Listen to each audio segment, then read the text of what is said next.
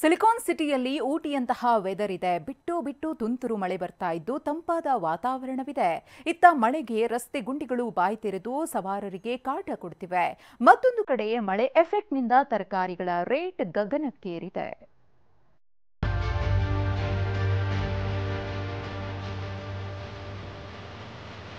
ಸಿಟಿಯಲ್ಲಿ ಸುರಿತಾ ಇರುವ ಸಣ್ಣ ಮಳೆಗೆ ರಸ್ತೆಗಳಲ್ಲಿ ಗುಂಡಿಗಳು ಪ್ರತ್ಯಕ್ಷವಾಗಿವೆ. ನಿತ್ಯ ಸಾವಿರಾರು ಬಸ್ ಸಂಚರಿಸೋ ಮೆಜೆಸ್ಟಿಕ್ ಬಸ್ ಸ್ಟ್ಯಾಂಡ್ ರಸ್ತೆಯಲ್ಲಿ ಗುಂಡಿಗಳು ಬಿದ್ದಿದ್ದು ಸವಾರರು ಪರದಾಡ್ತಿದ್ದಾರೆ.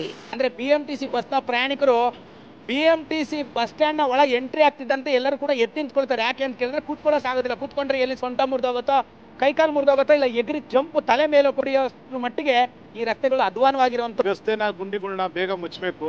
ಮತ್ತೆ ಇದಕ್ಕೆ ಸೂಕ್ತ ಕ್ರಮ ಯಾರು ಅಧಿಕಾರಿಗಳು ಇರೋ ಬಗ್ಗೆ ಸೂಕ್ತ ಕ್ರಮ ತಗೊಂಡು ತುಂಬಾ ಕಷ್ಟ ಆಗುತ್ತೆ. ಕೊಚ್ಚೆ ಎಲ್ಲ ಹುಡುಗರಿಗೆಲ್ಲ ಈಗ ಬಟ್ಟೆ ಬರೆ ಎಲ್ಲ ಕೊಳೆ ಆಗುತ್ತೆ. ಮತ್ತೆ ಎಲ್ಲೋ ಹೊರಟಿರ್ತಾರೆ, ಎಲ್ಲ ಬಿದ್ದು ಮತ್ತೆ ಎದ್ದು ಹೋಗೋದು ತುಂಬಾ ಕಷ್ಟ. ಇತ್ತ ಬನ್ನೀರುಘಟ್ಟ ರೋಡ್ ಆನೆಪಾಳ್ಯ ಜಂಕ್ಷನ್ ಬಳಿ ಗುಂಡಿಗಳದ್ದೇ ಕಾರುಬಾರು. ಗುಂಡಿ ತಪ್ಪಿಸಲು ಹೋಗಿ ಅಪಘಾತಗಳು ಸಂಭವಿಸುತ್ತಿವೆ. ಮತ್ತೊಂದು ಕಡೆ ಹೊಸಕೆರೆಹಳ್ಳಿ ಕೋಡಿ ರೋಡ್ನಲ್ಲಿ ವಾಹನ ಸವಾರರು ಜೀವ ಕೈಯಲ್ಲಿ ಹಿಡಿದು ಓಡಾಡ್ತಿದ್ದಾರೆ. ಮಳೆ ನೀರು ನಿಂತು ರಸ್ತೆ ಹೊಂಡವಾಗಿ ಬದಲಾಗಿದೆ.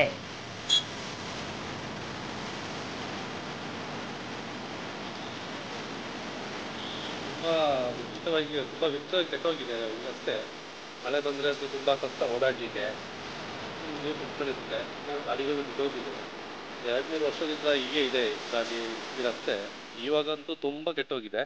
ತುಂಬಾ ಹಳ್ಳ ದಿಡ್ಡಲ್ಲ ಆಗಿ ತುಂಬಾ ಸಾರ್ವಜನಿಕರಿಗೆ ತುಂಬಾ ತೊಂದರೆ ಆಗ್ತಾ ಇದೆ.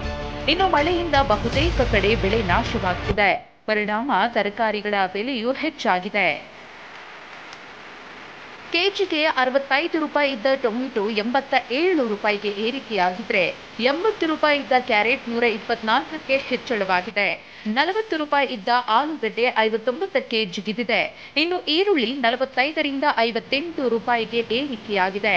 ಇನ್ನು 1 ಕೆಜಿಗೆ 220 ರೂಪಾಯಿ ಇದ್ದ ಬೆಳ್ಳುಳ್ಳಿ ಈಗ 354 ರೂಪಾಯಿಗೆ ಜಿಗಿದಿದೆ. ಇನ್ನು ನಗರದಲ್ಲಿ ಇನ್ನೂ 2 ದಿನ ಮಳೆಯಾಗಲಿದೆ ಅಂತ ಹವಾಮಾನ ಇಲಾಖೆ ಎಚ್ಚರಿಸಿದೆ.